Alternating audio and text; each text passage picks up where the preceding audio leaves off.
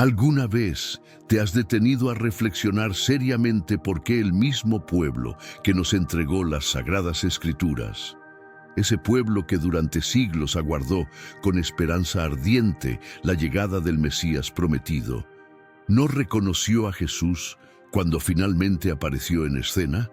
Esta no es una simple curiosidad histórica, es un enigma que ha desconcertado a teólogos, estudiosos y creyentes durante más de 2000 años. Y hoy vamos a desentrañar este misterio juntos. Imagina por un momento lo siguiente: una nación elegida por Dios, guiada por profetas, sostenida por promesas celestiales, formada por una historia espiritual milenaria, esperando a su Redentor. Pero cuando ese momento crucial llega, cuando el Mesías camina entre ellos, lo rechazan. ¿Cómo puede ser posible? Suena como el giro inesperado de una novela dramática, una historia con capas ocultas de propósito divino. Pero no es ficción. Es un acontecimiento que partió la historia de la humanidad en dos, que dio origen a nuevas religiones, que cambió el rumbo de civilizaciones enteras y cuyas repercusiones aún resuenan en nuestro mundo actual. Este episodio no solo marcó el nacimiento del cristianismo como movimiento separado del judaísmo, también encendió siglos de controversia teológica, conflictos espirituales, incomprensiones mutuas y una tensión silenciosa entre dos pueblos que, paradójicamente, comparten raíces profundas y un Dios en común. Y tal vez estés pensando ahora, bueno, no creyeron, punto.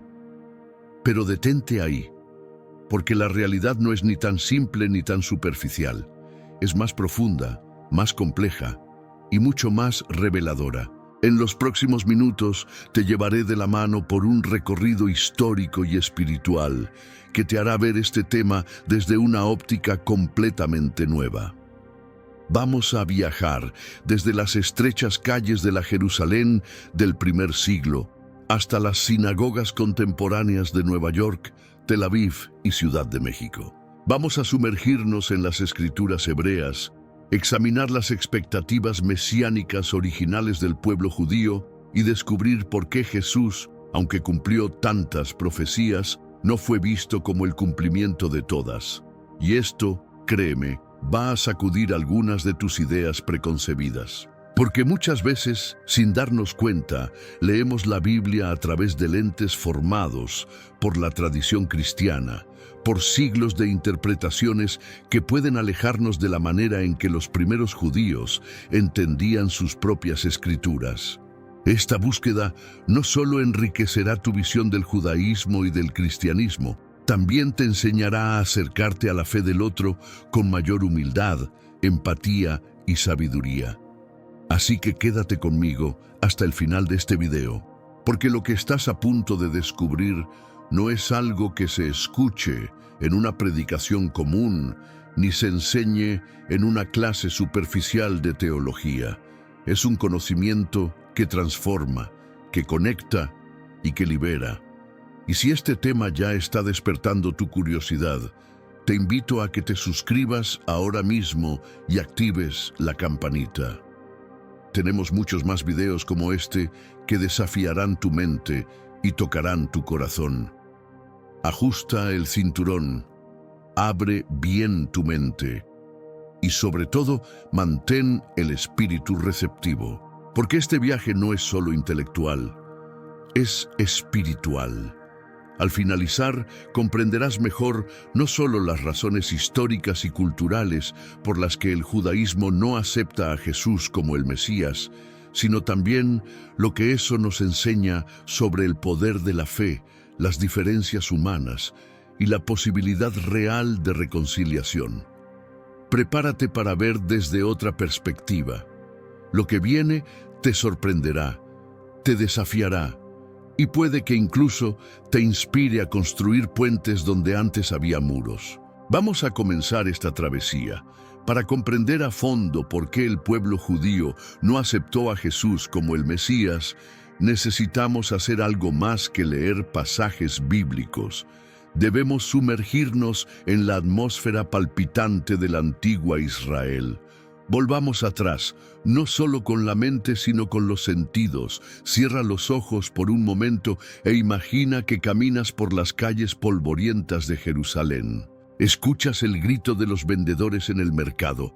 Sientes el aroma de las especias orientales flotando en el aire y ves a los ancianos discutiendo acaloradamente sobre las profecías que anunciaban la llegada del Mesías. Era una época cargada de tensión, esperanza y desesperación. La situación del pueblo judío en ese tiempo era profundamente dolorosa. Llevaban siglos soportando el yugo de imperios extranjeros. Primero los babilonios, luego los persas, más tarde los griegos con su helenización forzada. Y en la época de Jesús, sufrían bajo la brutal ocupación romana. No era solo una cuestión política, era una herida espiritual abierta. Su identidad como nación escogida parecía haberse desvanecido y su templo, el centro de su vida religiosa, había sido profanado y reconstruido más de una vez. Vivían aferrados a las promesas de sus profetas, promesas de un libertador, un ungido de Dios que restauraría la dignidad de Israel y pondría fin a su humillación. Este Redentor no era, en su imaginario colectivo, un guía espiritual abstracto. Era un líder real, visible, poderoso, un descendiente del rey David que vendría a gobernar con justicia, expulsar a los invasores y devolver la soberanía a su pueblo. No buscaban una transformación interior, sino una revolución exterior. Esperaban a alguien que aplastara a Roma, no que muriera bajo sus manos. Y estas expectativas no nacieron de la nada. Estaban profundamente arraigadas en las escrituras hebreas. Los textos proféticos, especialmente los de Isaías, Jeremías, Zacarías y Daniel, eran interpretados, a menudo de forma literal, como anuncios de un Mesías victorioso, un príncipe que instauraría una era de paz universal con Jerusalén como capital del mundo. Algunos rabinos hablaban de un Mesías ben David, guerrero y triunfante. Otros sostenían la posibilidad de un Mesías ben José, un siervo sufriente. Pero incluso esta segunda figura, para muchos, no encajaba con una muerte deshonrosa en una cruz. Y aquí es donde chocan dos mundos, porque la cruz, para el judío del siglo I, no era símbolo de salvación. Era sinónimo de maldición, humillación pública y derrota total. La Torá misma lo dejaba claro. Maldito todo aquel que cuelga de un madero. Deuteronomio 21:23. ¿Cómo podrían creer que aquel crucificado por Roma, uno más entre tantos ajusticiados, era el Mesías esperado desde tiempos antiguos? Además, debemos recordar que el judaísmo del Segundo Templo estaba lleno de movimientos mesiánicos. Jesús no fue el único proclamado como Mesías en esa época. Hubo otros antes y después de él. Algunos levantaron armas, otros atrajeron multitudes, pero todos fracasaron, y con ellos sus movimientos se disolvieron. Cuando Jesús muere crucificado, la mayoría pensó, otro más que no era. Y hay algo más, la idea cristiana de un Mesías que salva del pecado, que muere para redimir espiritualmente al mundo, era ajena a la mentalidad judía de aquel tiempo. Ellos no esperaban salvación del alma en un sentido individualizado, sino redención nacional, justicia terrenal, restauración visible. En ese contexto, la figura de Jesús simplemente no encajaba con el molde. Por eso, no se trata de un simple no creyeron. Se trata de una diferencia profunda de visiones, de expectativas, de comprensión del propósito del Mesías. Y entender esto no debería alejarnos del pueblo judío, sino acercarnos con respeto, porque lo que ellos esperaban no era menos espiritual, era simplemente diferente. Y su rechazo no fue caprichoso ni carente de fe, fue coherente con su historia, sus heridas y su interpretación de las promesas divinas. En el próximo segmento de este video vamos a explorar cómo los primeros seguidores de Jesús, todos ellos judíos, reinterpretaron estas profecías a la luz de su resurrección. Veremos cómo el cristianismo nació del corazón del judaísmo, pero tomó un camino propio y sorprendente. No te vayas, porque lo que viene a continuación va a completar este rompecabezas de una manera que quizás nunca habías imaginado. Y eso no era todo. Las expectativas del pueblo judío sobre la llegada del Mesías iban mucho más allá de la figura de un líder humano. Se hablaba y se creía con fervor que su venida estaría acompañada por señales cósmicas de proporciones épicas, terremotos estremeciendo la tierra, cielos abiertos revelando la gloria divina y ejércitos celestiales descendiendo como en las visiones apocalípticas de los profetas. En la mente colectiva, el reino de Dios no sería una metáfora ni una transformación interior. No, sería algo visible, tangible, con un trono real establecido en Jerusalén, desde donde el Mesías gobernaría a todas las naciones del mundo que vendrían a rendir homenaje. Este nivel de expectativa, tan concreto y tan glorioso, hacía prácticamente imposible que una figura como Jesús, un carpintero de Galilea, sin ejército, sin palacio, predicando el amor a los enemigos y muriendo ejecutado como un criminal, pudiera ser reconocido como el Mesías prometido. Para muchos en aquella época, su muerte no fue una ofrenda redentora, sino una confirmación de que no era el enviado de Dios. Además, desde la óptica de los sabios judíos, Jesús no cumplió con una serie de condiciones específicas que las Escrituras parecían exigir del verdadero Mesías. No reconstruyó el templo en Jerusalén, no reunió a todos los judíos dispersos por el mundo, no instauró la paz universal, no venció a los enemigos de Israel, ni restableció la soberanía nacional. Y si alguien no cumplía con estos criterios, simplemente no podía ser el Mesías. Era un juicio basado en siglos de tradición, de exégesis bíblica y de resistencia espiritual frente a la opresión extranjera. Estas expectativas no surgieron de la noche a la mañana. Fueron el resultado de generaciones enteras que vivieron bajo el peso de la esclavitud, del exilio, de las invasiones y que cultivaron una esperanza ardiente en la fidelidad de Dios. El Mesías, para ellos, no era una figura opcional, era la encarnación de la promesa divina de restauración.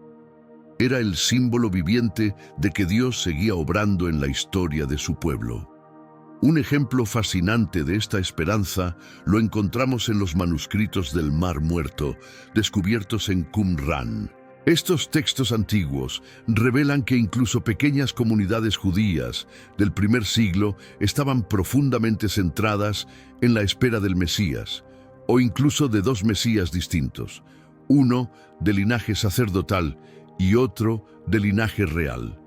Esta idea de dos ungidos, uno para restaurar el culto y otro para liderar la nación, muestra que la expectativa mesiánica era rica en matices y abierta a múltiples interpretaciones. Pero todas coincidían en algo: el Mesías debía traer un cambio total. Ahora bien, ese cambio no era solamente político o militar, también debía ser profundamente espiritual. El profeta Jeremías, por ejemplo, habló de un nuevo pacto que Dios haría con su pueblo, un pacto no escrito en piedra, sino grabado directamente en el corazón de cada persona. Jeremías 31, 31, 33. Este era un anhelo de renovación moral, de restauración del alma colectiva de Israel. El pueblo judío anhelaba no solo la reconstrucción del templo físico, sino la restauración del espíritu de adoración verdadera. Esperaban el regreso de los exiliados de todas las naciones, la curación de los enfermos, el fin de las guerras, la justicia para los oprimidos, la resurrección de los muertos y una era en la que el conocimiento de Dios cubriría la tierra como las aguas cubren el mar. En otras palabras, esperaban una transformación total del mundo tal como lo conocían, un verdadero renacimiento de la creación. Todo esto nos ayuda a entender que la visión mesiánica judía era, al mismo tiempo, profundamente utópica y terrenal. Estaba arraigada en una esperanza concreta, en la historia real de un pueblo que había sufrido demasiado y que seguía creyendo con fe inquebrantable que Dios vendría a rescatarlos de forma definitiva. En ese contexto, la figura de Jesús, aunque profundamente impactante para sus seguidores, no se alineaba con la imagen del Mesías que tantas generaciones habían anticipado. Y aquí es donde las cosas realmente empiezan a tomar una dimensión fascinante, porque estas expectativas mesiánicas no eran simples esperanzas ingenuas o deseos idealistas lanzados al viento. No, eran el fruto maduro de siglos de estudio minucioso, de interpretaciones profundas y de una tradición viva que pasaba de generación en generación. El pueblo judío no solo leía sus escrituras, las vivía, las discutía, las debatía en sinagogas, casas y plazas. Su teología mesiánica no era superficial ni improvisada, sino una construcción compleja, con raíces en la experiencia histórica y ramas extendidas hacia el porvenir prometido. Pasajes como Daniel 7, 13, 14 no se leían con ligereza. Cuando el profeta habla de una figura como un hijo de hombre que viene con las nubes del cielo y recibe dominio eterno sobre todas las naciones, eso encendía la imaginación colectiva. No era poesía profética, era una promesa literal, una visión de un Mesías exaltado, entronizado por Dios mismo. Otro ejemplo clave era Zacarías 9:9-10, que describe a un rey justo, humilde, montado en un asno, entrando en Jerusalén trayendo salvación. Este pasaje, leído en conexión con el anhelo de liberación, reforzaba la expectativa de que el Mesías vendría con poder, aunque envuelto en humildad, para cumplir un propósito visible, tangible. Y luego estaban los salmos, como el Salmo 2. Pídeme, y te daré las naciones como herencia, o el Salmo 110, siéntate a mi derecha, hasta que ponga a tus enemigos por estrado de tus pies. Textos como estos formaban el corazón de la teología real de Israel. Ellos no esperaban un maestro espiritual sin espada, esperaban un rey divinamente autorizado para gobernar con justicia, defender a su pueblo y establecer la paz. Pero una paz que comenzaba derrotando a los enemigos. Aquí está el punto clave, el núcleo del conflicto que explica por qué tantos judíos de aquel tiempo no pudieron aceptar a Jesús como el Mesías. La interpretación dominante de estas profecías estaba fuertemente influenciada por la realidad histórica que vivían. La ocupación romana, la pérdida de soberanía, los abusos del imperio, el anhelo ardiente de restauración nacional. En ese contexto, el Mesías tenía que ser un libertador, un conquistador, alguien que viniera no solo a hablar de Dios, sino a actuar con poder contra los opresores. Entonces, cuando apareció Jesús, no montado en un corcel blanco ni rodeado de soldados, sino caminando con pescadores, curando enfermos, abrazando marginados y predicando el perdón, muchos quedaron confundidos. Él hablaba de redención espiritual, de amor a los enemigos, de dar la otra mejilla. No organizó una revuelta contra Roma, no estableció un nuevo gobierno. Su reino, decía, no era de este mundo, y eso no cuadraba con el imaginario mesiánico de la época. Además, su actitud desafiante hacia las autoridades religiosas de su tiempo, los fariseos, los saduceos, los escribas, lo convirtió rápidamente en una figura polémica. En vez de unir al pueblo bajo su liderazgo, generaba divisiones. En lugar de confirmar las expectativas, las rompía. Para muchos, sus enseñanzas y acciones no eran señales de un profeta inspirado, sino síntomas de un hereje, o incluso de un peligroso impostor. Su popularidad entre las masas era vista como una amenaza tanto por los líderes religiosos como por las autoridades romanas. Y todo culminó en lo que para cualquier judío del primer siglo era la evidencia irrefutable de su falsedad: su muerte en una cruz. La crucifixión no era solo una ejecución, era la humillación máxima, reservada para los traidores, los esclavos, los enemigos del imperio. Morir crucificado era, en términos judíos, el equivalente a ser declarado maldito por Dios. La Torá misma lo decía: maldito todo el que cuelga de un madero. Deuteronomio 21:23. ¿Cómo podía el Mesías de Israel, el ungido de Dios, acabar sus días desnudo, sangrando, colgado entre dos criminales, bajo el escarnio de romanos y judíos por igual? Para la mentalidad judía tradicional, eso era incompatible con la dignidad y gloria del Mesías. El que venía a redimir no podía ser vencido. El que venía a sanar al mundo no podía morir de la forma más deshonrosa conocida. El que venía a restaurar a Israel no podía ser entregado por su propio pueblo y ejecutado por sus enemigos. La cruz no representaba salvación, representaba fracaso. Por eso, el rechazo a Jesús no fue un capricho, ni una muestra de ceguera espiritual como muchos suponen. Fue el resultado de una expectativa legítima, formada por siglos de lectura sagrada, esperanza colectiva y sufrimiento histórico. Y entender esto es esencial si queremos dialogar con respeto, tender puentes entre tradiciones y crecer en una comprensión más madura de la fe. Además, hay un elemento clave que no podemos pasar por alto si queremos entender el contexto en el que Jesús fue rechazado por gran parte del pueblo judío. La mentalidad religiosa de su tiempo asociaba fuertemente la bendición de Dios con resultados visibles, concretos, medibles. En otras palabras, el favor divino se manifestaba, según su visión, en victorias militares, prosperidad nacional, autoridad restaurada y paz establecida.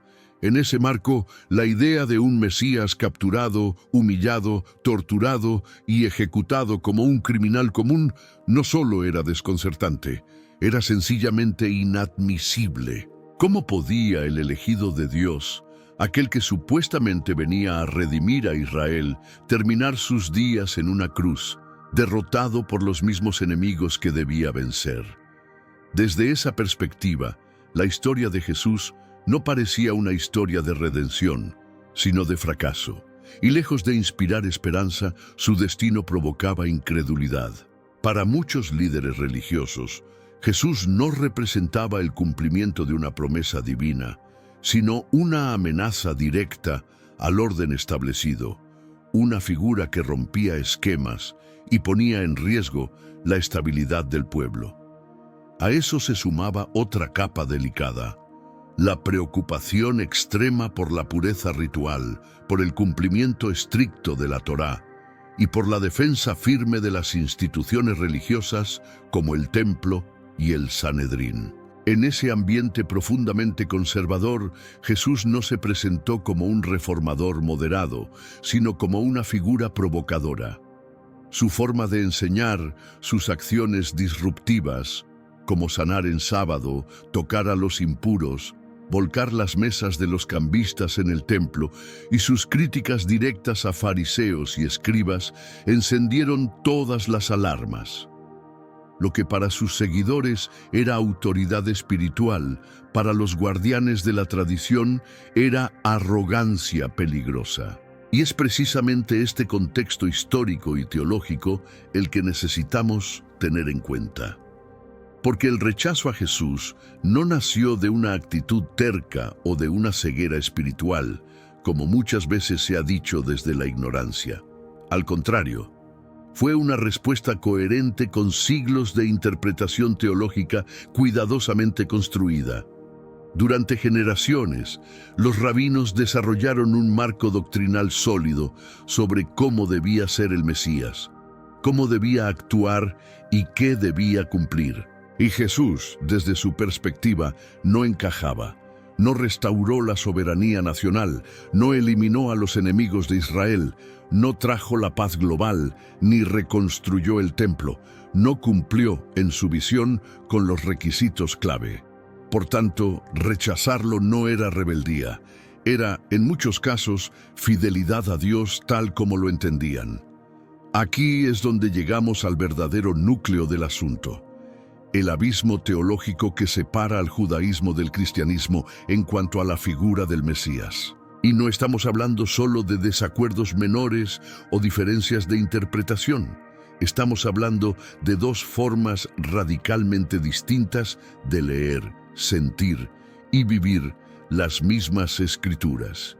Imagina que ambos, un judío y un cristiano, están frente al mismo pergamino antiguo, uno que lleva siglos conservado con esmero. Las palabras son idénticas. Las letras, los versículos, las profecías son las mismas. Pero al leerlo, sus ojos no ven igual. No porque uno esté equivocado y el otro tenga razón, sino porque cada uno lleva consigo una historia, una cultura, una tradición y una cosmovisión que filtran y dan sentido a esas palabras. Para el cristiano, las escrituras hebreas son la antesala perfecta del Evangelio. Todo apunta hacia Jesús. Las profecías cobran sentido en su nacimiento, vida, muerte y resurrección. Es como si toda la historia de Israel hubiera estado construyendo el camino hacia la cruz. Pero para el judío, esas mismas escrituras siguen siendo un libro abierto, un camino aún en curso, una historia sin final. Para ellos, el Mesías aún no ha venido, y cuando lo haga, cumplirá con todas las promesas de forma literal, completa, colectiva y visible. Restaurará a Israel, reconstruirá el templo, traerá paz mundial, y no dejará dudas ni divisiones. No será necesario interpretarlo, será evidente para todos. Y este es quizás el punto de mayor desconexión. No es solo una diferencia de fe, sino de enfoque, de horizonte. Es la diferencia entre un ya cumplido y un todavía por venir, entre una redención espiritual y una restauración nacional. Tomemos como ejemplo una de las profecías más citadas por los cristianos, Isaías 7:14. Por tanto, el Señor mismo les dará una señal. La joven concebirá y dará a luz un hijo, y lo llamará Emanuel. Para muchos de nosotros, esta frase resuena de inmediato como una clara referencia al nacimiento milagroso de Jesús. Es parte central de la narrativa navideña y aparece incluso en los evangelios. Pero, ¿alguna vez te has preguntado cómo entienden este versículo los judíos? Aquí es donde empieza a revelarse una diferencia fundamental de interpretación. Porque desde la perspectiva judía, este versículo no habla de un nacimiento mesiánico futuro, sino de un acontecimiento muy concreto en los días del profeta Isaías. En el hebreo original, la palabra utilizada no es virgen en el sentido técnico y biológico, sino almaj, que significa simplemente mujer joven o doncella. Si Isaías hubiera querido indicar con precisión una virginidad literal, habría usado el término betulá, que sí tiene ese significado específico. Esta diferencia lingüística es más que un matiz técnico. Es uno de los puntos más antiguos y profundos de divergencia entre judaísmo y cristianismo. Los estudiosos judíos explican que Isaías 7:14 fue dirigido directamente al rey Acaz, como una señal política y militar para su propio tiempo. El contexto es claro, una crisis de invasión y miedo nacional. La señal de Emanuel, según esta visión, fue una promesa de que Dios no abandonaría a Judá y que la caída de los enemigos vendría pronto. Desde esta óptica, no tiene sentido aplicar esa promesa a un nacimiento que ocurriría más de 700 años después. Entonces, ¿cómo llegamos a nuestra interpretación cristiana? La clave está en la Septuaginta. la traducción griega del Antiguo Testamento realizada por judíos helenizados unos siglos antes de Jesús. En esa versión, la palabra hebrea alma fue traducida como partenos, que en griego sí significa virgen. Y es esa traducción la que luego fue citada por los escritores del Nuevo Testamento. Para nosotros, abrió una ventana a una comprensión cristológica. Para el judaísmo rabínico, fue una desviación interpretativa que sacó el versículo de su contexto original. Y esto nos lleva a un punto aún más profundo de divergencia: la manera en que cada tradición entiende el cumplimiento profético. En la teología cristiana, una profecía puede cumplirse de forma espiritual, simbólica, progresiva o incluso doble, una primera parte ahora y otra más adelante.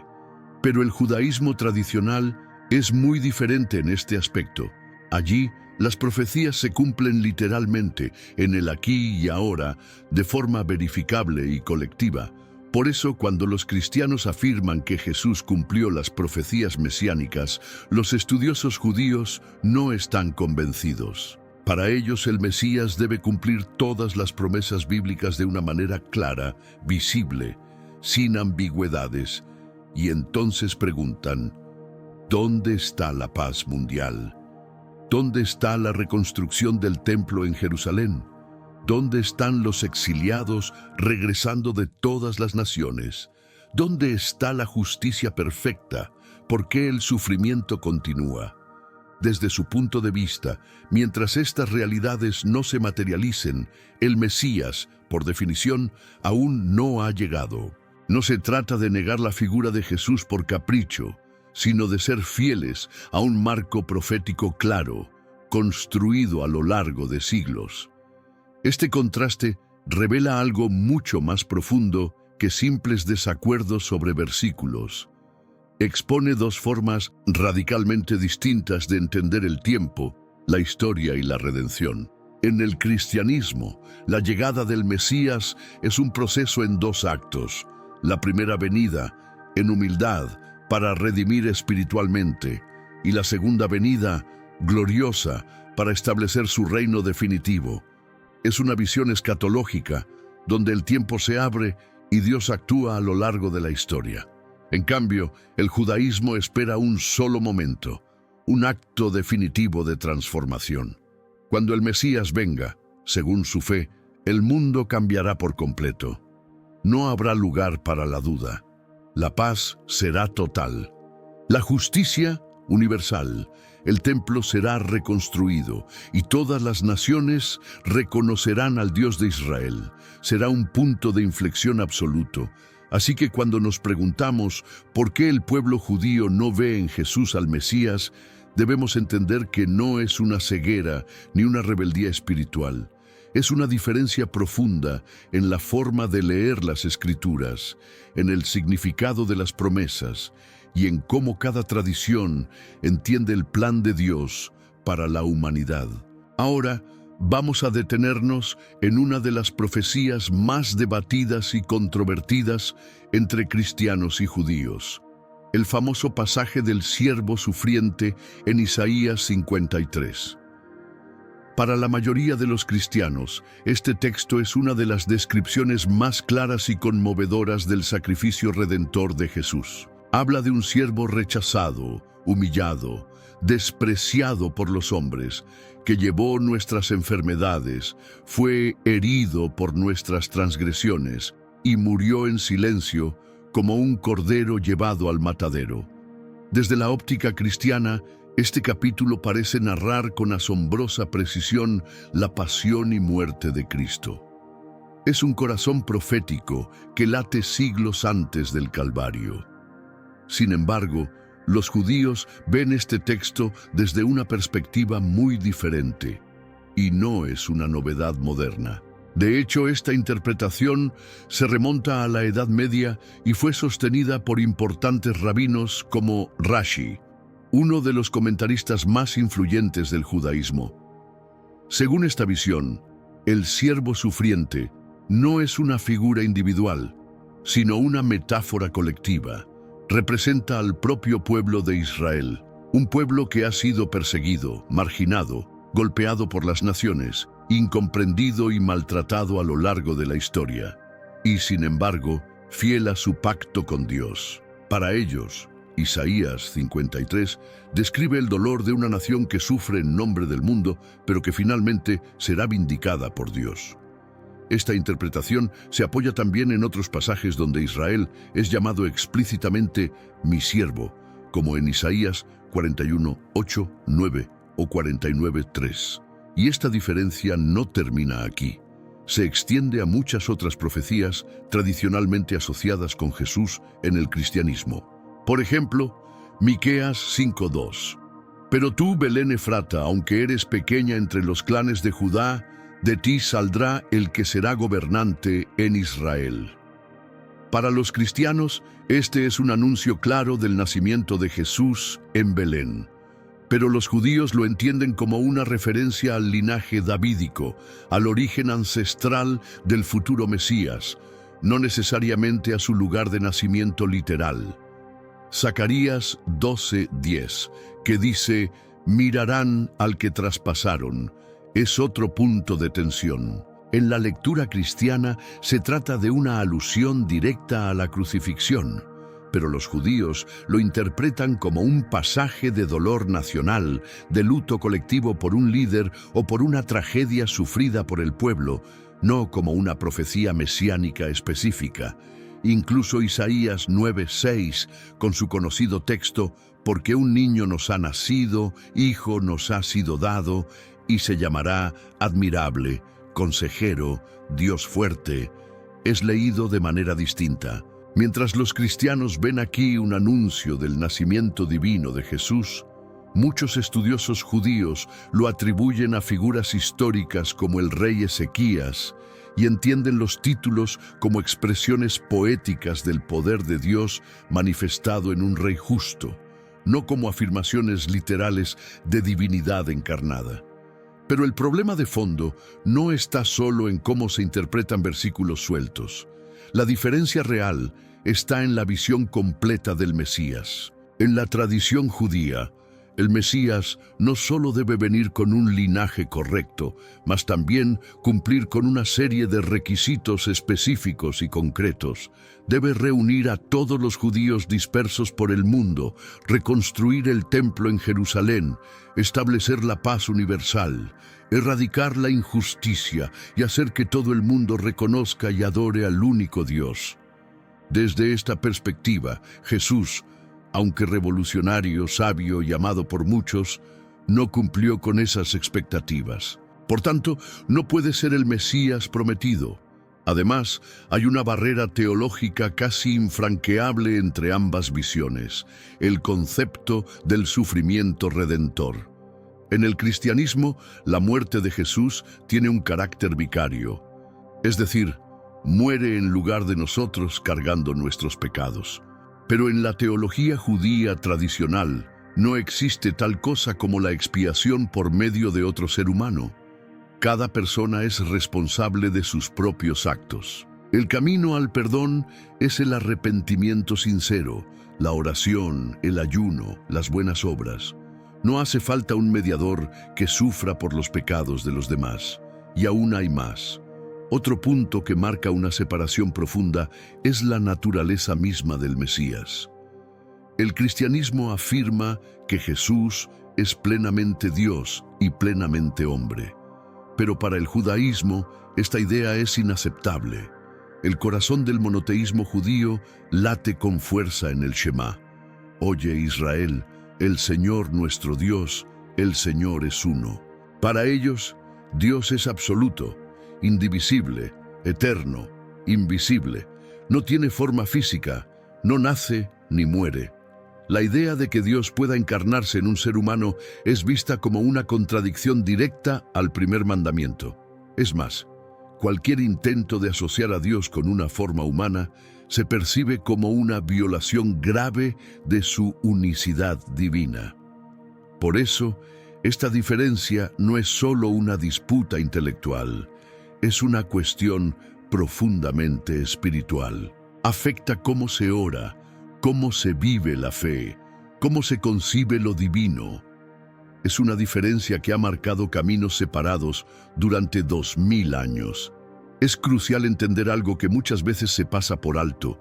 Estas diferencias entre el judaísmo y el cristianismo no son simples desacuerdos académicos, no son meras discusiones entre eruditos en mesas redondas. Se trata de creencias profundamente arraigadas, tejidos vivos de identidad, tradición y memoria colectiva que se han construido a lo largo de milenios. Para un judío practicante, aceptar a Jesús como el Mesías no es simplemente añadir una nueva figura a su fe. Es una transformación radical que afectaría su manera de leer la Torá, de entender la historia de su pueblo y de relacionarse con Dios y con su comunidad. Este abismo teológico no solo revela distintas maneras de leer los textos sagrados, sino que también nos confronta con la complejidad misma de la fe. Nos recuerda que la interpretación está profundamente condicionada por el contexto histórico, cultural y espiritual de cada tradición. Las mismas palabras pueden significar cosas completamente diferentes dependiendo de quién las lee, cuándo las lee y desde qué experiencia de vida lo hace. Cuando preguntamos por qué el pueblo judío no reconoce a Jesús como el Mesías, debemos entender que no estamos solo abriendo un libro antiguo o revisando una profecía aislada. Estamos tocando algo mucho más profundo, la identidad. Y la identidad, individual y colectiva, es una de las fuerzas más poderosas que existen. Es lo que da sentido a la historia, lo que sostiene a una comunidad en tiempos de adversidad y lo que define las fronteras invisibles entre lo familiar y lo ajeno. Imagínate por un momento que formas parte de un pueblo que ha mantenido su fe, sus costumbres, sus textos y su idioma a lo largo de más de 4000 años. Un pueblo que ha sido dispersado por todo el mundo, perseguido, forzado a convertirse, excluido de naciones y expulsado de tierras, y que, a pesar de todo, no ha abandonado su fe ancestral. Ese es el corazón del pueblo judío, su fidelidad a la Torá, su resistencia espiritual, su compromiso con la tradición. Su identidad no es solo una creencia, es una forma de vida, una herencia viva que se transmite de padres a hijos, de generación en generación. Y en el centro de esa identidad está una promesa, porque tú eres un pueblo santo para el Señor tu Dios. Él te ha escogido de entre todos los pueblos de la tierra para ser su posesión especial. Deuteronomio 7:6. Este sentido de elección no es arrogancia, es responsabilidad. Es la carga sagrada de ser una luz para las naciones, de observar los mandamientos, de mantener vivo el pacto. Ahora bien, piensa en lo que significaría para un judío aceptar a Jesús como el Mesías. No sería solo un cambio de doctrina. Para muchos sería como romper el vínculo con esa herencia milenaria. Sería percibido como abandonar a los antepasados, como cortar el hilo que los ha sostenido como pueblo a lo largo de las generaciones. Por eso, para muchos dentro del judaísmo, aceptar a Jesús es visto no como una conversión espiritual, sino como una traición a la historia misma de su pueblo. Y es aquí donde debemos ejercitar nuestra empatía espiritual, porque entender no significa necesariamente estar de acuerdo, pero sí implica reconocer la profundidad del otro. Nos desafía a mirar nuestra propia fe con humildad, a valorar la fe ajena con respeto y a dejar de lado los juicios simplistas. En vez de ver el rechazo judío a Jesús como una negación obstinada, tal vez debamos verlo como una fidelidad valiente a su identidad, su pacto y su visión del mundo. Una fidelidad que, al igual que la nuestra, está llena de significado, de historia y de amor por Dios. Y tal vez, solo tal vez, este entendimiento pueda abrir caminos de diálogo, de reconciliación, de aprendizaje mutuo. Porque al final del día, tanto judíos como cristianos compartimos un anhelo: que la luz de Dios llene la tierra, que la justicia florezca y que su nombre sea conocido por todas las naciones. Además, hay algo que no podemos ignorar. La identidad judía está profundamente entrelazada con la práctica, con la acción, con la observancia diaria. No se trata solo de lo que se cree, sino de cómo se vive. La Torá no es solo un libro sagrado, es una guía completa para la vida. En ella se encuentran las 613 mitzvot, mandamientos divinos, que abarcan desde cómo se come hasta cómo se celebra el sábado, cómo se viste, cómo se ora, cómo se trata al prójimo. Estas leyes no son simples rituales religiosos, son el tejido de la vida cotidiana, son las rutinas que sostienen a las familias, que unen a las generaciones y que construyen comunidad. El cristianismo, con su énfasis en la fe personal y en la gracia por encima de la ley, representa una desviación profunda de esa estructura. Y esto, por sí solo, ya es una diferencia importante. Pero la historia añade una capa más dolorosa. Durante siglos, muchos judíos fueron forzados a convertirse al cristianismo bajo amenaza de expulsión, persecución o muerte. Desde las cruzadas hasta la Inquisición, pasando por conversiones forzadas en Europa Oriental, el vínculo entre el cristianismo dominante y el sufrimiento judío dejó heridas profundas.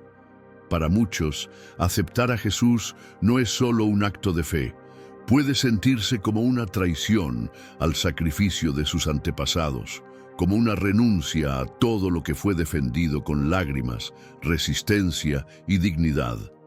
Aceptar a Jesús, entonces, no es, y nunca ha sido, simplemente una decisión espiritual privada. Para muchos judíos, es una elección que toca el alma misma de su historia. Es una decisión que remueve el pasado, que sacude la memoria colectiva, que cuestiona la continuidad cultural y hasta la supervivencia espiritual del pueblo judío. Por eso, aún hoy, después de 2000 años, este tema sigue siendo delicado, sigue doliendo, pero también sigue siendo una puerta posible hacia el entendimiento mutuo, el respeto sincero y un diálogo que puede sanar más de lo que separa. Y no podemos hablar de identidad sin mencionar una de las tragedias más oscuras de la historia moderna, la Shoah, el Holocausto, el intento sistemático de exterminar al pueblo judío por parte del régimen nazi dejó una marca imborrable. Para muchos, este horror reafirmó la necesidad de preservar con celo su identidad, su cultura, su fe, su existencia. ¿Cómo entonces abrazar una fe que, en la historia, muchas veces estuvo ligada a sus perseguidores? ¿Cómo rendirse a una creencia que, equivocadamente, fue usada como justificación para excluir, oprimir y asesinar? Además, es crucial entender que la identidad judía no se reduce a la religión. Es también cultura, idioma, historia, memoria, comunidad. Incluso entre los judíos seculares, aquellos que no observan las leyes religiosas, existe un fuerte sentido de pertenencia. Muchos pueden no ir a la sinagoga, pero aún así se sienten profundamente judíos. Para ellos, aceptar a Jesús puede representar una ruptura no solo espiritual, sino también cultural y familiar. Es alejarse de ese nosotros que los ha definido desde siempre. En las comunidades judías existe un dicho poderoso: ser judío es decir nosotros, no yo. Esa identidad colectiva es un ancla, una brújula, un hogar. Brinda sentido de pertenencia, estructura para entender el mundo y una conexión con algo que trasciende al individuo. Por eso, la idea de adoptar una fe que enfatiza la salvación individual, como lo hace el cristianismo, puede parecer para muchos un camino que los separa de su comunidad, de su historia, de su vocación como pueblo. Además, no podemos olvidar que el concepto de redención mesiánica en el pensamiento judío siempre ha sido colectivo y nacional. No se trata de una salvación del alma en términos individuales.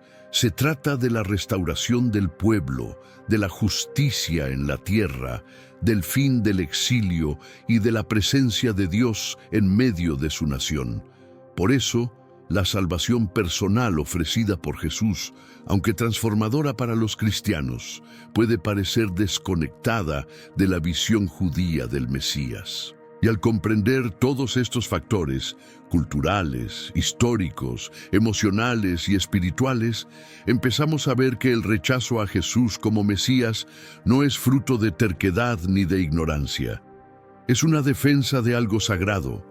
Es la afirmación de una identidad forjada en la adversidad, sustentada en la esperanza y tejida con la resistencia de generaciones que se negaron a desaparecer. Es una manera de honrar la memoria de aquellos que lo dieron todo para mantenerse fieles a su fe, a su herencia, a su llamado. Por eso, al acercarnos a esta discusión, debemos hacerlo con el corazón abierto y los pies descalzos, como quien pisa tierra santa. Porque aquí no solo estamos hablando de teología, estamos hablando de alma, de historia, de dignidad. Para comprender por qué muchos judíos no aceptan a Jesús como el Mesías, no basta con analizar profecías, textos antiguos o debates teológicos. También es necesario mirar de frente un capítulo oscuro y doloroso de la historia humana, el legado de persecución y violencia que el pueblo judío ha sufrido a lo largo de los siglos, muchas veces en nombre de Cristo. Esta realidad no es una nota al pie ni una anécdota secundaria. Es una herida profunda, una cicatriz que ha sido grabada en la memoria colectiva de una nación que ha resistido contra todo pronóstico. Viajemos por un momento al pasado. En los primeros días del cristianismo, los seguidores de Jesús eran vistos como una secta más dentro del judaísmo. De hecho, todos los primeros discípulos, apóstoles y predicadores del Evangelio eran judíos. Pero con el tiempo, y especialmente tras la destrucción del templo en el año 70 a.C., comenzó una separación progresiva entre judíos y cristianos. A medida que el cristianismo se expandió por el mundo grecorromano y comenzó a ganar poder, la relación con el judaísmo se tornó tensa y luego peligrosa. Durante los primeros siglos, algunos líderes cristianos, como Justino Mártir, Ireneo, Orígenes y más tarde Agustín y Juan Crisóstomo, desarrollaron una teología que culpaba al pueblo judío por la muerte de Jesús. De esa narrativa surgió la acusación más dañina y persistente de todas, el deicidio, la idea de que los judíos mataron a Dios. Esta creencia no solo alimentó resentimiento, se convirtió en el combustible ideológico del antisemitismo durante generaciones. Fue usada para justificar la marginación, la violencia y la exclusión sistemática del pueblo judío. En la Edad Media, esta hostilidad se institucionalizó. En muchos reinos cristianos, los judíos fueron obligados a vivir en guetos. Se les prohibió ejercer oficios, fueron estigmatizados como asesinos de Cristo, y sus comunidades fueron víctimas de conversiones forzadas y pogromos violentos. Circularon calumnias terribles, como la falsa acusación de que usaban sangre de niños cristianos en rituales, la infame difamación ritual. También se les culpaba de envenenar pozos o provocar pestes, y en tiempos de crisis se convirtieron en el chivo expiatorio de toda desgracia. Durante las cruzadas, que supuestamente buscaban recuperar Tierra Santa, miles de judíos inocentes fueron masacrados por ejércitos cristianos en ciudades como Mainz, Worms, Speyer y muchas otras.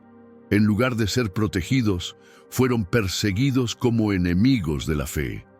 Más tarde, La Inquisición llegó con su brutal aparato de control. Los judíos fueron obligados a convertirse al cristianismo, pero incluso los convertidos, llamados conversos o nuevos cristianos, fueron sospechosos eternamente de seguir practicando en secreto.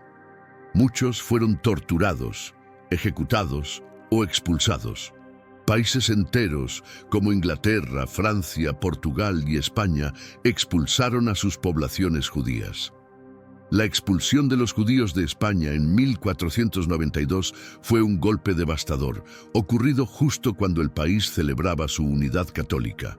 Las razones eran religiosas, pero el impacto fue cultural, económico y humano. El mensaje era claro: no había lugar para los judíos en una sociedad cristiana. Incluso en tiempos más recientes, el antisemitismo persistió, muchas veces con el silencio o la complicidad de iglesias y líderes cristianos. Y aunque el Holocausto fue perpetrado por un régimen nazi, con una ideología racial más que religiosa, no se puede ignorar que siglos de odio cristiano hacia los judíos crearon el terreno fértil para que esa monstruosidad ocurriera. El veneno ya estaba en la cultura. La deshumanización ya era parte del imaginario europeo. Muchos judíos recuerdan que, mientras sus familias eran deportadas a campos de concentración, las iglesias, con algunas excepciones heroicas, permanecieron en silencio.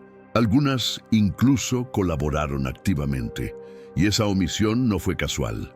Fue el fruto de siglos de teología del reemplazo, la creencia de que la Iglesia había sustituido a Israel como el verdadero pueblo elegido de Dios. Esta idea, que dominó el pensamiento cristiano por siglos, justificó el desprecio, la humillación y la violencia religiosa contra los judíos, bajo la premisa de que Dios los había desechado por rechazar a Jesús. Por todo esto, el nombre de Jesús, para muchos judíos, no evoca salvación, sino dolor. No despierta esperanza, sino una profunda incomodidad histórica. Y no es porque desconozcan su mensaje o sus enseñanzas. Es porque, durante siglos, ese nombre fue usado como estandarte de persecución. Aceptarlo hoy, para muchos, no es solo un dilema teológico. Es una confrontación emocional con la memoria de sus antepasados, con las lágrimas, los exilios, los silencios y los gritos no escuchados. Por eso, para una gran parte del pueblo judío, la figura de Jesús no puede separarse del dolor que ha marcado su historia.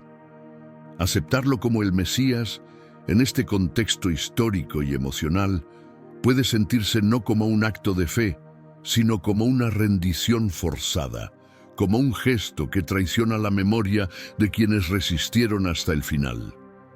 Porque no se trata solo de aceptar una nueva creencia, se trata de lo que eso representa para la identidad colectiva. Para comprender verdaderamente esta resistencia, no basta con leer textos teológicos o comparar versículos bíblicos.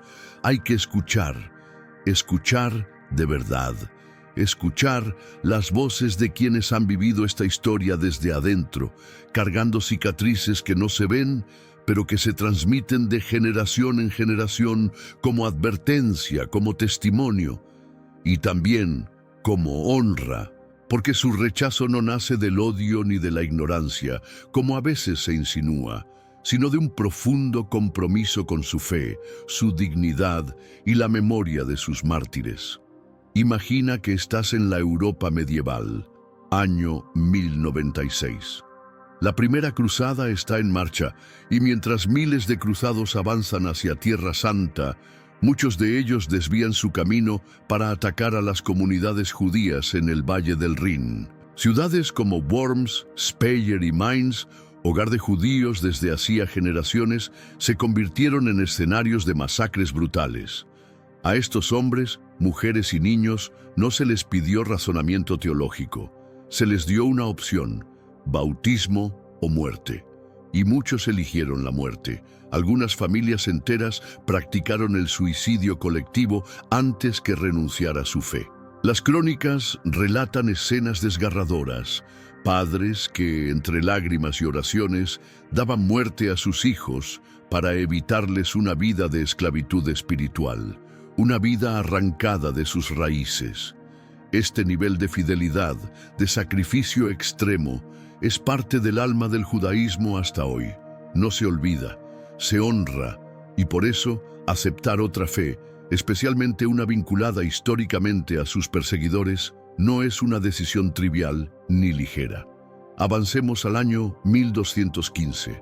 En el Cuarto Concilio de Letrán, la Iglesia decretó que los judíos debían llevar prendas distintivas para ser identificados en público: un sombrero amarillo, un parche visible, un estigma tejido en la tela.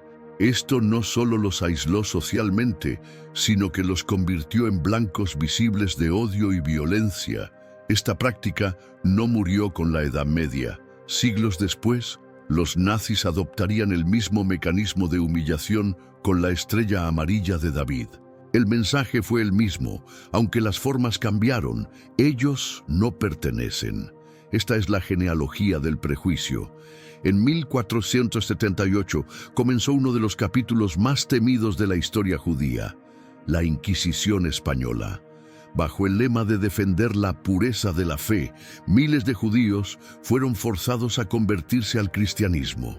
A estos conversos se les llamó cristianos nuevos, pero nunca fueron aceptados del todo. Vivían bajo sospecha constante. Muchos seguían practicando el judaísmo en secreto y por eso eran vigilados, delatados, arrestados, torturados y, en muchos casos, ejecutados. El miedo era cotidiano. Hasta los niños eran incentivados a denunciar a sus padres. Las comunidades se desmoronaban desde adentro y detrás del celo religioso también había codicia. Las propiedades de los judíos eran confiscadas, las riquezas redistribuidas. La persecución se disfrazaba de fe, pero muchas veces respondía a intereses económicos, rivalidades políticas y oportunismo. Lo espiritual se convirtió en excusa para lo brutal, y eso también forma parte de la memoria judía.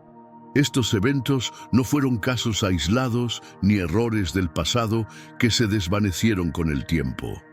Fueron parte de un patrón continuo de persecución, nutrido por ignorancia, miedo, prejuicio y muchas veces por teologías distorsionadas. A lo largo de Europa, el antisemitismo fue sistemáticamente justificado por ideas religiosas que presentaban a los judíos como enemigos de la verdad, como amenazas invisibles que debían ser controladas o eliminadas. Uno de los ejemplos más escalofriantes de este odio histórico fueron las acusaciones de rituales de sangre. Durante siglos se difundió la falsa creencia de que los judíos secuestraban niños cristianos para usar su sangre en rituales religiosos. Estas calumnias, sin fundamento alguno, provocaron linchamientos, masacres y expulsiones masivas. A veces, un simple rumor bastaba para incendiar pueblos enteros. No había necesidad de pruebas ni de juicios. El odio, disfrazado de celo religioso, actuaba como juez, jurado y verdugo. En 1349, durante la epidemia de la peste negra, este odio alcanzó un nuevo nivel.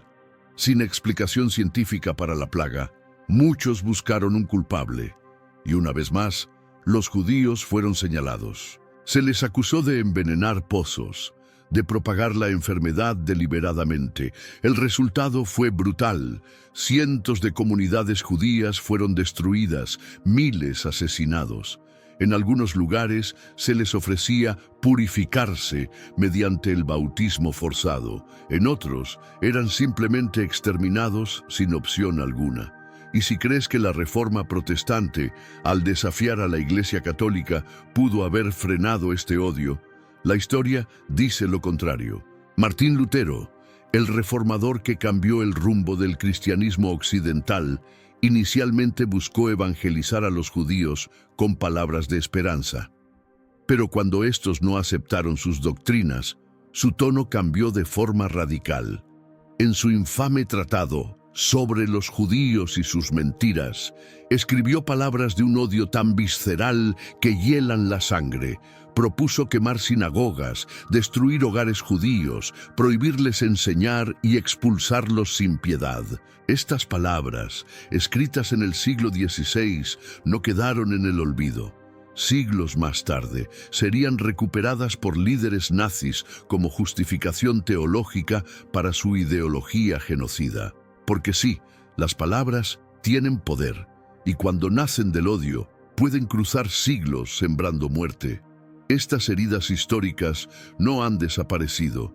En muchas familias judías, estas historias se siguen contando, no desde el resentimiento, sino desde la memoria, desde la responsabilidad de no olvidar. Se transmiten como lecciones de resistencia, como advertencias necesarias, no como símbolo de victimismo, sino como testimonio de resiliencia. Y es justamente esta memoria colectiva la que modela, hasta el día de hoy, su relación con el cristianismo y con la figura de Jesús. No es indiferencia, no es desprecio, es un muro construido con cicatrices. Comprender esto es esencial si queremos construir puentes reales de respeto entre ambas tradiciones. Porque esto no se trata solo de historia antigua. Se trata de cómo esa historia sigue viva en la mente, en las emociones y en la identidad de millones de personas judías hoy en día. Y ese patrón de hostilidad no se detuvo en la Edad Media. En la era moderna, el antisemitismo tomó nuevas formas, pero mantuvo la misma crueldad. En la Rusia zarista, por ejemplo, los judíos vivieron bajo leyes discriminatorias, recluidos en la llamada zona de asentamiento, donde se limitaban sus derechos y movimientos. Pero lo más aterrador fueron los pogromos, ataques organizados y muchas veces instigados por el propio gobierno, que arrasaban con comunidades enteras. Las sinagogas eran incendiadas, las casas saqueadas, las familias asesinadas o desplazadas una y otra vez. Y todo esto bajo la mirada indiferente o cómplice de las autoridades locales. Esta inestabilidad crónica empujó a miles de judíos a emigrar, buscando refugio en lugares como América del Norte, Europa Occidental y Palestina. Pero incluso en la distancia, llevaban consigo una conciencia aguda de su vulnerabilidad histórica. Nunca se sintieron totalmente seguros, porque la memoria, cuando ha sido forjada en el fuego de la persecución, no se borra, se hereda, se cuida, se protege. Y luego vino el Holocausto, la herida abierta más profunda del pueblo judío en la historia moderna. No fue simplemente otro capítulo trágico, fue el intento más sistemático y calculado de erradicar un pueblo entero de la faz de la tierra.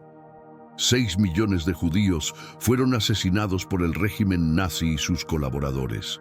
Hombres, mujeres, ancianos, niños, exterminados en cámaras de gas, fusilamientos masivos, campos de trabajo y marchas de la muerte. El número es aterrador, pero detrás de cada víctima había un nombre, una historia, una familia, una vida truncada. Y no podemos ignorar un hecho doloroso. Muchos de los que participaron en esta maquinaria de odio tenían raíces culturales cristianas. Vivían en sociedades moldeadas durante siglos por un cristianismo que, en no pocos casos, enseñó a desconfiar, a despreciar o incluso a odiar al judío. Aunque el antisemitismo nazi fue presentado como una ideología racial y pseudocientífica, su propaganda encontró terreno fértil en los prejuicios que habían sido sembrados mucho antes, desde púlpitos, universidades y leyes eclesiásticas. Este genocidio no ocurrió en un vacío histórico. Fue precedido por siglos de discursos que deshumanizaban al judío, como asesino de Cristo, como enemigo de la fe, como parásito social. La retórica religiosa durante generaciones dibujó una imagen del judío como traidor, obstinado y culpable colectivo. Esta narrativa preparó el terreno para que, cuando llegó el odio político, el resto del continente mirara hacia otro lado. Ahora podrías pensar, sí, pero eso fue en el pasado. Las cosas han cambiado. Y en muchos sentidos es cierto. Ha habido avances significativos en las relaciones entre judíos y cristianos, especialmente a partir del Concilio Vaticano II en la década de 1960. Con la declaración Nostra Aetate, la Iglesia Católica rompió con siglos de enseñanza del desprecio, rechazó la idea de la culpa colectiva del pueblo judío por la muerte de Jesús y afirmó la vigencia del pacto eterno entre Dios e Israel. Otras denominaciones cristianas también han seguido este camino. Han surgido diálogos interreligiosos, encuentros académicos, oraciones conjuntas, declaraciones oficiales repudiando el antisemitismo y reconociendo los errores del pasado. Se están tendiendo puentes, y eso es una luz, una esperanza. Pero también es verdad que las cicatrices del alma no se borran tan fácilmente. Para muchos judíos, la cruz, símbolo de salvación para los cristianos, evoca terror y persecución. Fue la cruz la que adornaba los estandartes de los cruzados cuando destruían comunidades enteras. Fue la cruz la que colgaba en los tribunales de la Inquisición mientras se dictaban condenas a muerte. Fue la cruz la que muchas veces precedió a la conversión forzada. Por eso no es solo una diferencia teológica, es una memoria viva de sufrimiento. Aceptar a Jesús entonces no es una decisión neutra para un judío. No es simplemente cambiar de creencia. Es para muchos como cruzar una línea que separa fidelidad de traición, honra de olvido. Porque durante siglos Jesús fue presentado no como el cumplimiento de sus esperanzas, sino como la amenaza a su existencia misma. Incluso cuando hoy en día las intenciones son distintas, la sombra del pasado sigue proyectándose sobre el presente. Esta larga historia de persecución ha reforzado en el alma judía un valor esencial: preservar la identidad, la memoria y la comunidad. Aceptar a Jesús puede parecer, desde esa perspectiva, una alianza con un sistema que durante siglos buscó borrar esa identidad. Aunque hoy muchos cristianos trabajan activamente por sanar, la memoria no se borra con intenciones, se transforma con acciones duraderas. Es fundamental comprender que esto no es un reproche al cristiano moderno. No se trata de cargar culpas heredadas. Se trata de entender cómo el pasado moldea percepciones, cómo el dolor deja huellas que se transmiten en silencios, en historias contadas por abuelos, en miradas desconfiadas, en decisiones que parecen inexplicables hasta que conoces la historia completa. Para millones de judíos, rechazar a Jesús no es desprecio. Es una manera de honrar a sus mártires, a sus padres, a sus abuelos que murieron por no negar su fe. Es una forma de mantener vivo lo que intentaron destruir: su voz, su esperanza, su fidelidad a Dios. Esta perspectiva nos desafía a todos a abordar el diálogo entre judíos y cristianos con una humildad más profunda, con oídos que escuchan y corazones que entienden. Nos recuerda que la fe no puede construirse sobre la ignorancia del sufrimiento ajeno y que, si queremos un futuro de reconciliación real, tenemos que empezar por reconocer con valentía las sombras del pasado. Solo así podremos tender puentes que duren, sanar heridas que siguen abiertas y mirarnos no como enemigos históricos, sino como hermanos separados por la historia, pero unidos por el deseo de paz, de verdad y de una redención que aún está por venir.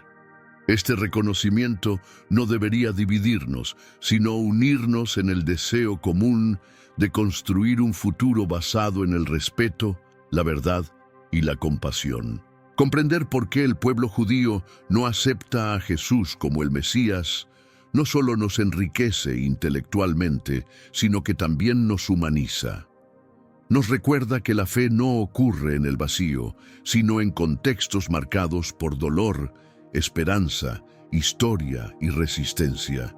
Y si realmente deseamos tender puentes, debemos hacerlo no desde la imposición, sino desde la empatía.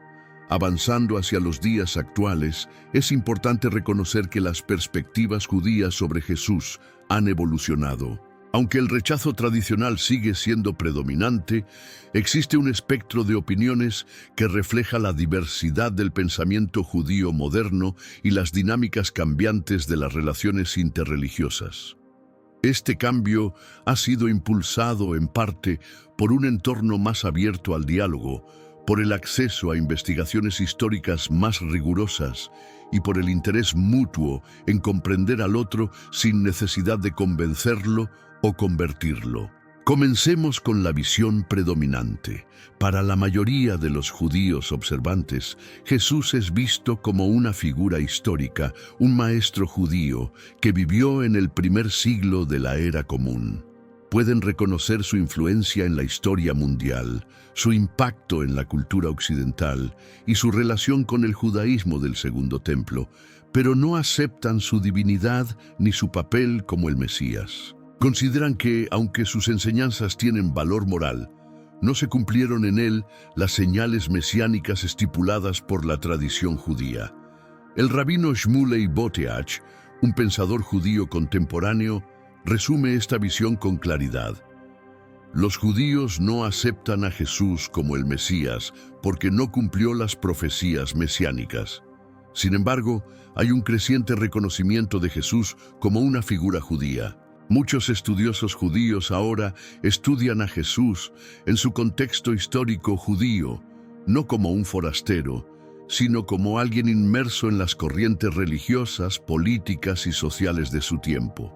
Por ejemplo, Amy Jill Levine, una renombrada académica judía del Nuevo Testamento, ha dedicado su carrera a comprender a Jesús como parte del mundo judío del siglo I. En sus palabras, para entender verdaderamente a Jesús, es necesario primero entender el judaísmo que lo formó. Este interés académico no implica aceptación religiosa, pero representa una disposición a involucrarse con Jesús como parte de la historia judía. Es una forma de recuperar una figura que, aunque central en el cristianismo, también pertenece al relato judío. Algunos ven esto como un paso hacia la sanación, otros como una herramienta para la educación interreligiosa. Algunos pensadores judíos liberales han ido más allá. El rabino Michael Lerner, editor de la revista Tikkun, ha propuesto que, aunque los judíos no deben aceptar a Jesús como Dios o el Mesías, sí pueden valorarlo como un maestro judío que propagó principios de justicia, compasión y monoteísmo ético. Para Lerner, las enseñanzas de Jesús sobre el amor al prójimo, la defensa de los oprimidos y la denuncia de la hipocresía religiosa están en plena sintonía con los valores éticos del judaísmo. Desde esta perspectiva, Jesús puede ser admirado sin ser adorado, respetado sin ser seguido como figura divina.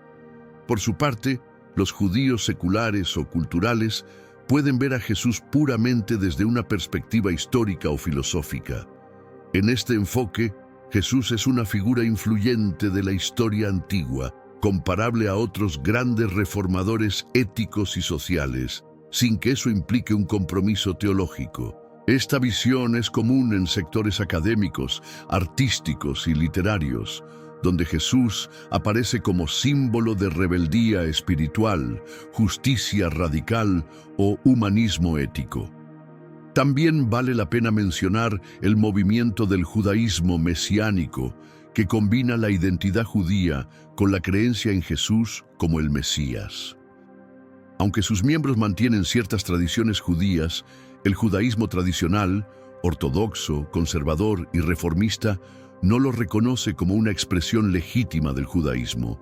En cambio, lo consideran una forma de cristianismo dirigida a judíos, especialmente por su aceptación de doctrinas como la Trinidad y la divinidad de Jesús. Esta distinción es fundamental para evitar confusiones y preservar la integridad teológica del judaísmo clásico. En los últimos años, ha habido un aumento significativo en el diálogo interreligioso entre judíos y cristianos, lo que ha llevado a una mayor comprensión mutua. Conferencias, publicaciones conjuntas y programas educativos han ayudado a derribar prejuicios y a sanar heridas.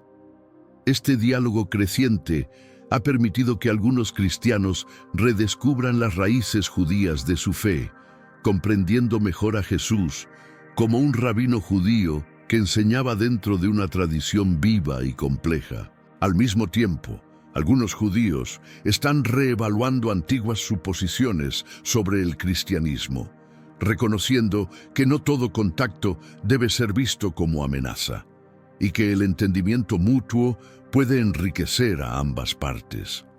Sin embargo, es crucial comprender que estas perspectivas en evolución no anulan las diferencias teológicas fundamentales. La gran mayoría de los judíos, independientemente de su nivel de observancia, no reconocen a Jesús como el Mesías ni como una figura divina. Las razones que discutimos en secciones anteriores, interpretaciones proféticas distintas, una visión muy concreta del Mesías, el peso de la identidad cultural y el trauma histórico, siguen influyendo profundamente en esta posición. Además, muchos judíos expresan preocupaciones sobre los esfuerzos misioneros cristianos dirigidos a ellos, percibiéndolos como irrespetuosos hacia la identidad y las creencias judías. Estos intentos, aunque bien intencionados por algunos, suelen ser interpretados como una forma moderna de presión o negación de la legitimidad del judaísmo como camino espiritual autónomo. Organizaciones como Jews for Judaism, Judíos por el Judaísmo, trabajan activamente para contrarrestar estos esfuerzos, ofreciendo educación y herramientas para que los judíos puedan responder desde el conocimiento y la convicción. Al mismo tiempo, hay un énfasis creciente en algunos círculos judíos en la distinción entre aceptar las enseñanzas morales de Jesús y aceptarlo como una figura divina o el Mesías. Como afirma el rabino Irving Greenberg, figura influyente en el diálogo interreligioso, los judíos pueden respetar a Jesús como un maestro de ética sin aceptar las reivindicaciones teológicas cristianas sobre él. Esta postura abre una puerta al entendimiento sin exigir unidad doctrinal, pero sí proponiendo un terreno común: el respeto por el otro, la honestidad intelectual y el deseo compartido de un mundo más justo. Es importante notar también que en Israel, donde el judaísmo es la religión predominante y donde la vida judía está entrelazada con las instituciones estatales, las perspectivas sobre Jesús pueden ser bastante diferentes de las comunidades de la diáspora. En muchos casos, el debate no está cargado del mismo peso histórico que en Europa o América, donde la relación entre cristianos y judíos estuvo marcada por siglos de conflicto. En Israel, algunos ciudadanos judíos ven a Jesús más como un personaje del pasado con relevancia histórica que como una figura polémica. Esta visión menos emotiva permite un estudio más objetivo en entornos académicos y culturales. En universidades israelíes, por ejemplo, es común encontrar cursos dedicados a la figura de Jesús desde una perspectiva histórica, no confesional. Intelectuales, historiadores y teólogos exploran sus enseñanzas, su contexto social y político, y el impacto de su vida en el desarrollo del cristianismo y en la historia del judaísmo. En algunos círculos laicos o progresistas, incluso hay cierto reconocimiento de que Jesús, más allá de su papel religioso, Fue un judío que desafió estructuras opresivas y promovió valores profundamente éticos. Sin embargo, este reconocimiento no implica una aceptación espiritual, sino un acercamiento desde el análisis y la reflexión. Estas perspectivas modernas reflejan la complejidad de la identidad judía en el siglo XXI. Nos muestran que, aunque el rechazo central de Jesús, como el Mesías, permanece firme en la mayoría de los sectores, la conversación en torno a Jesús en el pensamiento judío es más matizada, diversa y en constante evolución. Se están abriendo espacios donde el diálogo es posible, no para diluir creencias, sino para enriquecer la comprensión del otro y de uno mismo. Comprender estas perspectivas modernas es esencial para promover un diálogo interreligioso significativo y una comprensión mutua entre judíos y cristianos. Esta comprensión implica ir más allá de los estereotipos y simplificaciones. Requiere escuchar con atención, aprender con profundidad y dialogar con respeto. Nos recuerda que las opiniones pueden cambiar con el tiempo, incluso cuando las creencias fundamentales permanecen constantes. Significa también reconocer que el judaísmo no es una religión monolítica. Hay corrientes ortodoxas, conservadoras, reformistas, reconstruccionistas, humanistas y seculares, y cada una puede tener matices distintos en su forma de abordar a Jesús y al cristianismo. Al concluir nuestra exploración de este tema, queda claro que el rechazo judío de Jesús como el Mesías es una cuestión compleja, enraizada en la teología, la historia, la cultura y la identidad. No puede ser reducido a un simple acto de incredulidad o terquedad, como a veces ha sido retratado de forma injusta. Es una respuesta profunda, informada y muchas veces dolorosa, moldeada por siglos de experiencia, interpretación y resistencia. Esto nos desafía a abordar las discusiones interreligiosas con respeto, empatía y disposición para comprender diferentes perspectivas. A lo largo de este viaje por el complejo panorama de las perspectivas judías sobre Jesús, hemos encontrado diferencias teológicas, traumas históricos e identidades culturales profundamente arraigadas. Hemos visto cómo el judaísmo, a pesar de las presiones, persecuciones y diásporas, ha conservado su esencia, sus textos, sus prácticas y su dignidad. Y hemos observado cómo, a pesar de la distancia teológica entre cristianos y judíos, también existen puntos de convergencia que pueden servir de base para el diálogo, la cooperación y el entendimiento. Ahora, exploremos cómo podemos usar este conocimiento para promover el entendimiento y el respeto entre las comunidades judía y cristiana. En primer lugar, es crucial abordar este tema con humildad y apertura. Tanto judíos como cristianos necesitan reconocer que su propia perspectiva no es la única válida. Como dijo el sabio judío Hillel, lo que es odioso para ti, no lo hagas a tu prójimo. Esta es toda la Torá. El resto es comentario. Ve y aprende. La educación es fundamental. Los cristianos que desean entender a sus vecinos judíos deben tomarse el tiempo para aprender sobre la historia, la teología y la cultura judías. Esto no significa abandonar sus propias creencias, sino adquirir una comprensión más profunda de la perspectiva judía, que enriquezca su propia fe y les permita ver a Jesús en su verdadero contexto histórico y religioso. De la misma manera, los judíos pueden beneficiarse al comprender la teología cristiana y la diversidad dentro del cristianismo, reconociendo que no todo cristiano busca convertir y que muchos cristianos sinceros desean construir puentes, no imponer verdades. Programas de diálogo interreligioso han demostrado ser efectivos en la construcción de puentes. Estos foros permiten conversaciones honestas y respetuosas sobre diferencias y puntos en común. La Comisión Vaticana, para las relaciones religiosas con los judíos. La declaración de Dabru Emet por parte de académicos judíos y diversos consejos interreligiosos locales son ejemplos de iniciativas que promueven este tipo de diálogo. Estos encuentros no solo reducen tensiones, sino que también fomentan amistades profundas, proyectos conjuntos y una visión común del mundo. Es importante ir más allá de la tolerancia y buscar un respeto genuino. Esto significa no solo aceptar el derecho del otro a sus creencias, sino también valorar verdaderamente la riqueza de su tradición.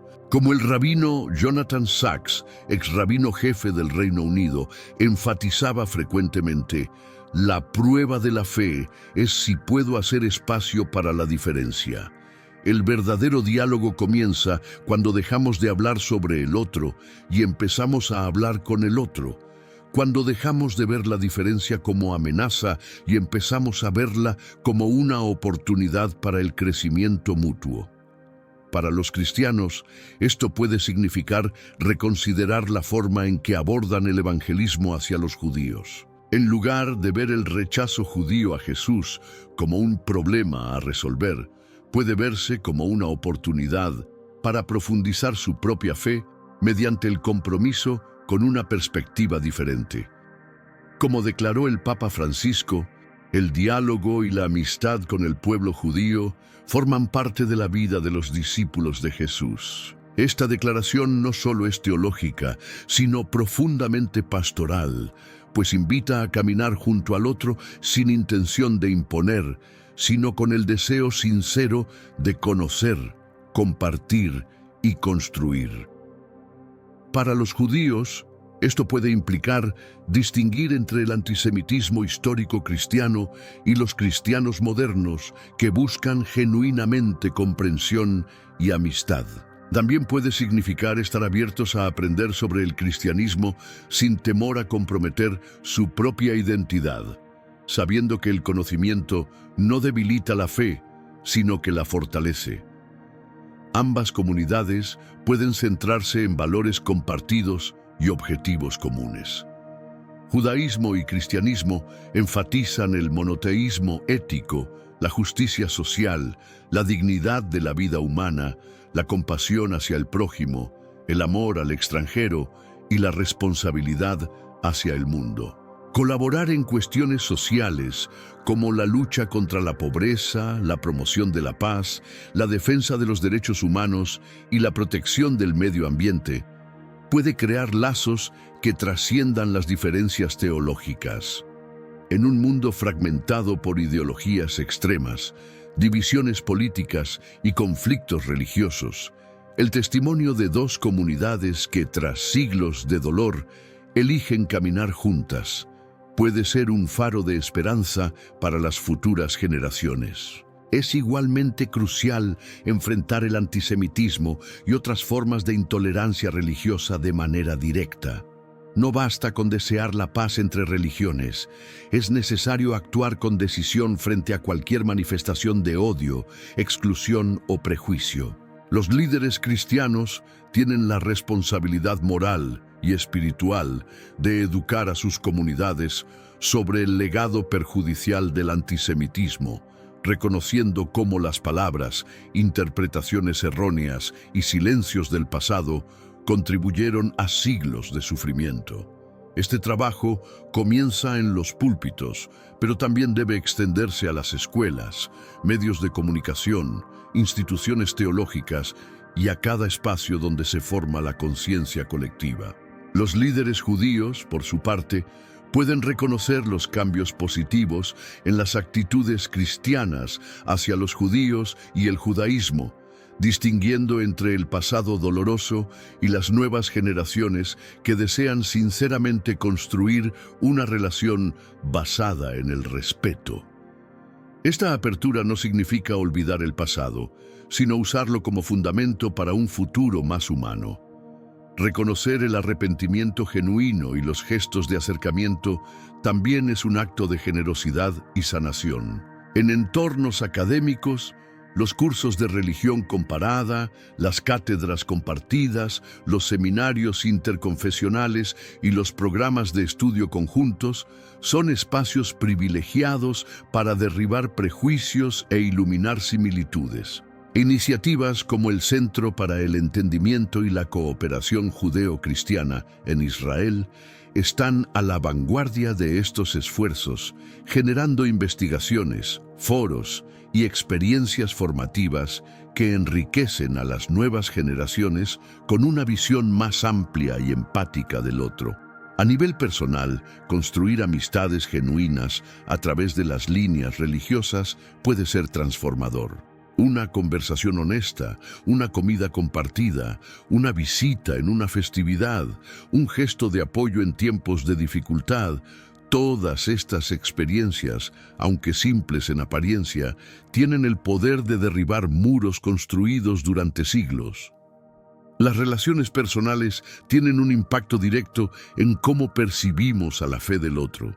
Allí donde hay confianza, la teología se vuelve diálogo, no confrontación, y las diferencias se convierten en oportunidades para aprender, no en barreras que nos separan. Es importante recordar que la comprensión no exige acuerdo. Judíos y cristianos pueden mantener sus creencias distintivas sin perder el respeto mutuo. El verdadero diálogo no nace del deseo de convencer, sino del deseo de conocer. No se basa en la necesidad de cambiar al otro, sino en el reconocimiento de su valor y dignidad. Como escribió el filósofo judío Martin Buber, el verdadero diálogo es aquel en el que cada uno de los interlocutores, incluso cuando se opone al otro, escucha, afirma y confirma a su oponente como otro existente.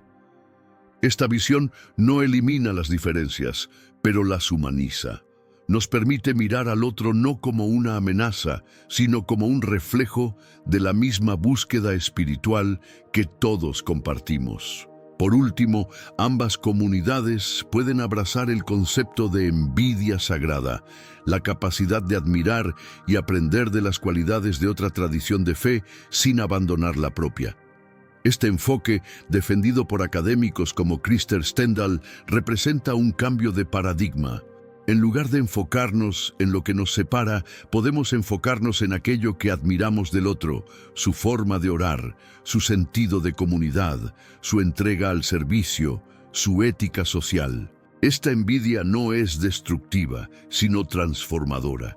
Nos inspira a ser mejores dentro de nuestra propia tradición, mientras reconocemos la belleza de la fe ajena. En conclusión, superar el abismo entre las perspectivas judías y cristianas sobre Jesús requiere paciencia, empatía y disposición para comprometerse con puntos de vista diferentes. No se trata de borrar las diferencias ni de fusionar identidades. Se trata de crear un espacio donde esas diferencias puedan coexistir pacíficamente y, en última instancia, enriquecer nuestra comprensión de la fe, del otro y de la condición humana. Esta es la riqueza del pluralismo religioso auténtico. No todos debemos caminar el mismo sendero, pero sí podemos caminar unos al lado de otros, compartiendo el mismo horizonte de esperanza. Al promover la comprensión y el respeto, no solo honramos nuestras propias tradiciones, sino que también contribuimos a un mundo más armonioso, más consciente, más justo. Un mundo donde las heridas del pasado no dicten el futuro, donde la memoria no sea un obstáculo, sino una maestra sabia que nos recuerda quiénes somos y hacia dónde podemos ir si elegimos el camino del entendimiento. Como declaró el profeta Miqueas, ¿y qué exige el Señor de ti? Que actúes con justicia, que ames la misericordia y que camines humildemente con tu Dios. Estas palabras no solo trascienden el tiempo, sino también las fronteras entre religiones. Son un llamado universal a vivir con integridad, con compasión y con humildad. Y en ese espíritu de justicia, misericordia y humildad, podemos construir puentes de entendimiento que atraviesen incluso los abismos teológicos más amplios. Así que ahora, la pregunta es para ti. ¿Qué crees que es lo más importante para construir un diálogo respetuoso entre diferentes religiones? ¿Has tenido alguna experiencia de amistad o colaboración con personas de otra fe que te haya marcado? Nos encantaría leerte en los comentarios. Tu voz también construye este puente. Y si aún no te has suscrito al canal, no pierdas la oportunidad de formar parte de esta comunidad que busca comprender, aprender y crecer.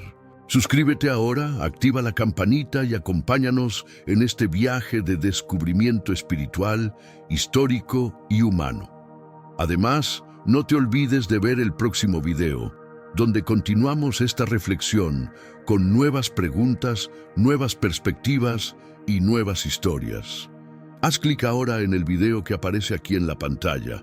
Nos vemos allá.